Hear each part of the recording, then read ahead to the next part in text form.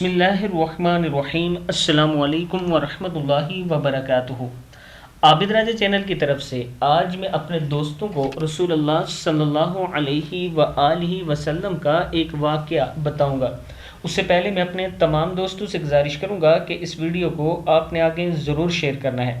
تو شروع کرتے ہیں۔ بسم اللہ الرحمن الرحیم۔ ایک سانپ بارگاہ رسالت میں حاضر ہوا اور اپنا منہ سرکار مدینہ صلی اللہ علیہ وآلہ وسلم کے کان مبارک کے قریب لے جا کر کچھ عرض کی۔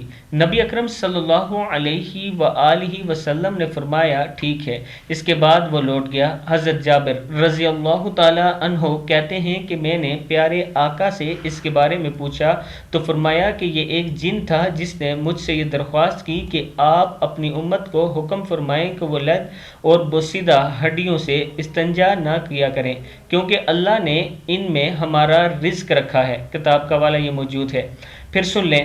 ایک سانپ بارگاہ رسالت میں حاضر ہوا اور اپنا منہ سرکار مدینہ کے کان مبارک کے قریب لے جا کر کچھ عرض کی۔ نبی اکرم صلی اللہ علیہ وآلہ وسلم نے فرمایا ٹھیک ہے، اس کے بعد وہ لوٹ گیا۔